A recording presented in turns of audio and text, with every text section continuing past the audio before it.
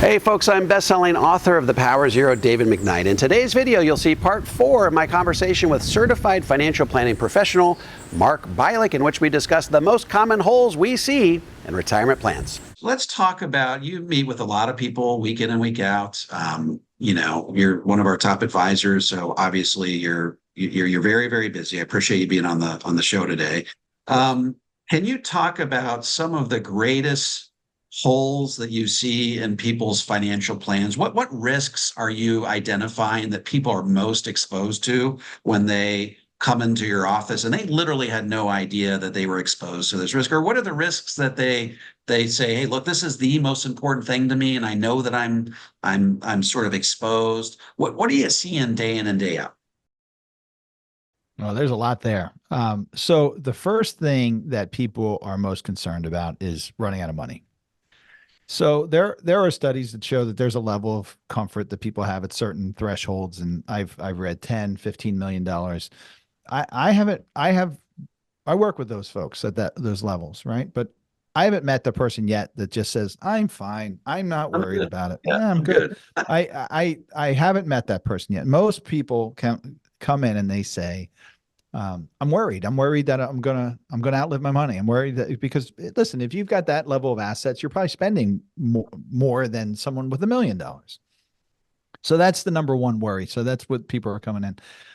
The second one is when you've got a married couple, one spouse typically takes care of the finances, right? Whether it's the husband or wife, very rarely is there real communication and a teamwork approach to the finances. And it's not a negative at all. It's just how it is. And a lot of people get to the point, and it's usually in their late 60s or 70s. If they're not working with someone like us, they want someone involved to help if they're not there, right? And take care of their spouse. So that's another concern. Where I see the biggest risks that people don't realize is having most of their money in their tax deferred buckets. And that's when so you have those two concerns that, they talk about a lot when they come to us, but that's one that we typically bring to people, or maybe they attend a class or hear a webinar or something like that. And they say, well, geez, I never thought that this might be a bad thing to have $2-3 million in my traditional IRA or my traditional 401k. And when we talk about the future of tax rates and we show them the hard, real evidence about what that is potentially going to look like and probably will look like, then they see the risk. So that's that's one of the biggest risks that I see from a planning point of view. What I'm seeing right now from an investment management point of view, if you want me to go down that road, is I see, there's $6 trillion in money markets and cash vehicles right now. And I think they've been great. They've been great for us. But it will not, that gravy train of 5.25% money markets and short-term treasury bonds will not last for long. And I think it's going to take a long time, unfortunately, for people to get off the bench, so to speak, and get back into investing properly. And that's where they need a financial plan. That's where they need that account segmentation strategy and those things to give them the comfort to invest appropriately. So that's another big risk that I see for people, is that inflation's still a thing. Inflation's still, I forget the number it came in yesterday. I think it was 3.4%, maybe. Maybe your producer can fact check. I'm just kidding. But I think it came in at 3.4, but higher than expected. And inflation is still a thing. So, it's going to be interesting to see how this unfolds. But there's a lot of cash on the sidelines. But I hope does that answer your question? Yeah, let's talk a little bit about, I used to like to think that tax rate risk was the number one risk on everybody's radar. And, several years ago, I came to the realization that, people are worried about taxes, but it's not the only thing they're worried about. In fact, they're more worried about running out of money before they run out of life. That's right. So I think you rightly identified the top risk that people are exposed to, knowingly or unknowingly. And then, for most people, it's the thing that they're most worried about. So what types of strategies are you putting in place for your clients to help purge that longevity risk? And I've long talked about how longevity risk is the most pernicious of all risks because it amplifies or magnifies a subset of risks that could really deal a death blow to your portfolio. And we're talking long-term care risk, we're talking inflation risk, withdrawal risk, sequence of return risk, those four big ones. You know, the longer you live, the more likely you'll succumb to those, or the greater the impact of having succumbed to those. So what are you doing to help people shield themselves from longevity risks so they can simultaneously be protected from all of these other sub risks that we like to talk about? Well, number one is proper planning, proper financial planning. And I say proper financial planning. I'm going to give you one example of that. Most, you know, I'm fortunate that occasionally I get the calls from advisors around the country and some of the advisors in your group about, you know, how we do things here. And we talk about financial planning, and most financial planners, or certainly financial advisors who aren't financial planners, they rely on the software and they rely on just the input, the simple input from their clients. And what do I mean by that? Well, if you're a client and I said, Dave, how much do you spend a month? And you might come back and say, well, $10,000 a month. That's what I want to spend in retirement. And that planner or that advisor will just take that information and put it into their financial plan, and everything's kind of built around that need. Now you have the need and you have the assets, and it's a pretty simple formula. Where what most people are missing, though, is that it's hardly ever really $10,000 a month, right? And it's usually more. So you need a process to really shake the trees, because I know why now. I had a coach to tell me a year ago, but I work with a lot of engineers. So engineers like our spreadsheets and processes and things like that we have. And that's what I've learned. So I say that because engineers are typically very detail-oriented people. They come in with their own spreadsheets. They come in with their own programs, and they say, I've been tracking my expenses for the last 30 years, and I know exactly what we need. Always we find things. They'll say, we'll work through our spreadsheet that we've developed over the years, and they'll say, I didn't realize I was spending $5,000 a year in pet care or this. So that suddenly adds up. I had one client who came in and said $10,000 a month, and it was $16,000 a month by the time we got to it. So that's number one. You really have to identify that need. And it doesn't mean budgeting. It doesn't mean cutting back. I mean, of course that may have to be a result, but typically there's ways to handle that. The second is once you identify the need and you've made sure that that's true, and it has to be reviewed every year. Financial planning cannot be something that just is put on the shelf and forgotten about. You have to do this every single year because things change. Then I've got a video. Maybe Dave, if you wouldn't mind, you could link it to your description and your YouTube description there. But it's the 3-pillar investing. And this goes directly to your question about how do you hedge longevity risk and really market risk, and long-term care risk is a whole other one, right? That's really, really important. And that's something that is also in the face of every American, because we have all the statistics that show that you've got a greater than 70% chance of needing long-term care. And very few people still accept that, right?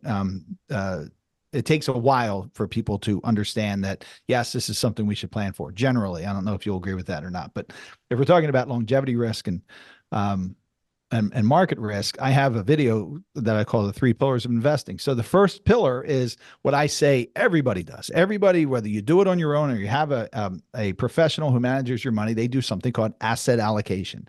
And that is just in some way your pie chart is determined, you know, whether it's a 70-30 allocation, 70% stock, 30% bonds, or 60-40 allocation, 60% stock, 40% bonds, or switched, however you come up with that. You know, usually it's some kind of risk analysis, but most people and all the professionals do this thing called asset allocation, and they'll say, here's your pie chart. We're gonna develop the components within that pie chart. We're going to make sure they're the best they are, keep them balanced. And that is a core component about it. The problem is that most advisors stop there. There's probably about 50% of us who also go the next step and say, okay, well, we have asset allocation and we also want to look at something called principal protection. So principal protection is an investment that simply can't go below 0 in any given year. And it should be also productive. So we're looking at bond-like returns 3 to 6%, let's just say, without a risk of going zero. So I talked a moment ago about a 60-40 portfolio. So the problem in 2022 with a 60-40 portfolio is that the stock market was down about 18%, and the typical bond market was down somewhere between 8 to 13%. So both sides of that portfolio zigged when the other was supposed to zag, or they both zigged or both zagged, whatever explanation you want to give it, right? So a lot of people got hurt by that. So that's one of the problems with just asset allocation. So you lay over something called principal protection. And there's been good studies that show, one of them from a company called BlackRock, a well-respected company, that show that if you take about a third of your investment portfolio and you put it into something that is productive and offers principal protection, then it helps certainly in a down market, right? Because you're never digging out of that negative 15%, negative 20% for that portion of your portfolio.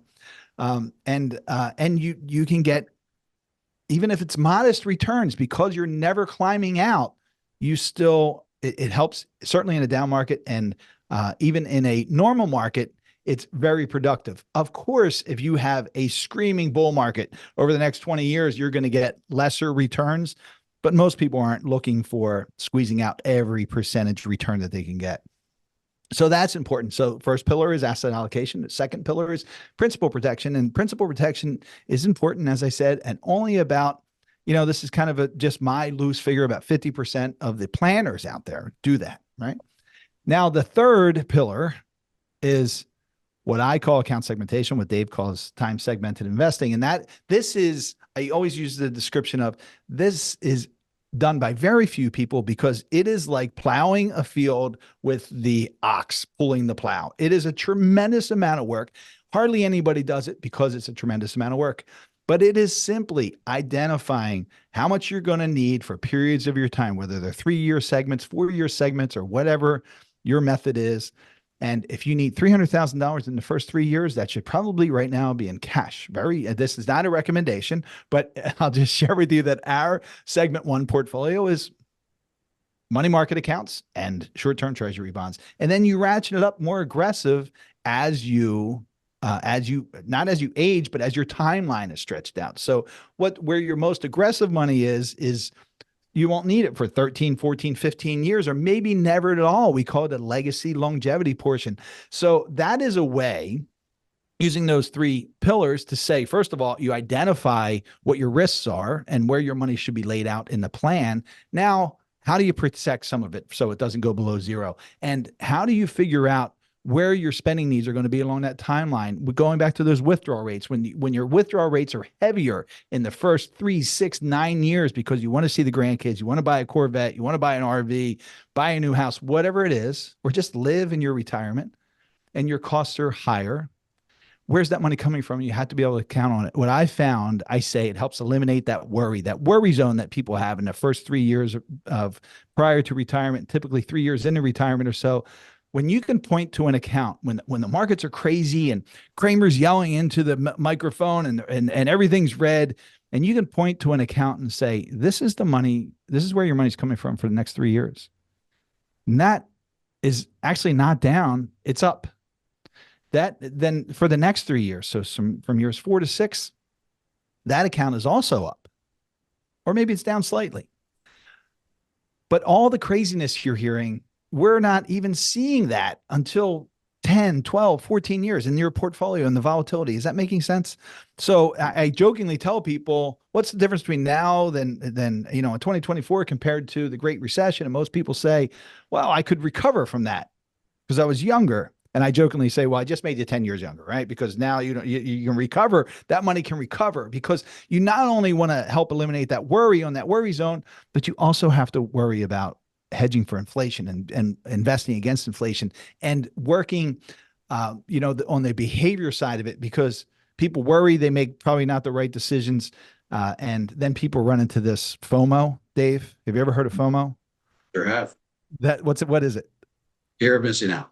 That's right. The fear of missing out. So inevitably, if somebody's too conservative or very conservative in their investments, what they're going to say is, well, geez, I should have invested in POZ Enterprises, right? And I would have been a billionaire by now. Well, that helps to eliminate also that FOMO because you are fully invested and you're just fully invested in the right place. So again, that's a long way of answering your question, but that's how you help eliminate that longevity risk, because first you identify it, where those risks lie and how to mitigate it. And then that's also how you eliminate or manage the market risk. And then, long-term care risk, tax rate risk, they're the other two key components to that. But so that's, again, the long way to answer that question for you. Okay, folks, that was part 4 of my conversation with certified financial planning professional Mark Bialik. If you would like some help implementing a balanced, comprehensive approach to tax-free retirement that shields you from the impact of higher taxes down the road, head on over to davidmcknight.com and click on the Connect with an Advisor button. I'm happy to refer you to an advisor in the Power Zero network that has been trained, vetted, and qualified personally by me. If you're a financial professional and want to learn how to become a certified Power Zero advisor, head over to powerzero.com and opt into my free video series. And if you have any comments or questions, feel free to drop them into the comment section below. I'll respond to every single one of them personally. And don't forget to click like, subscribe, and the bell so you never miss a video. This is David McKnight. I look forward to seeing you on the next video.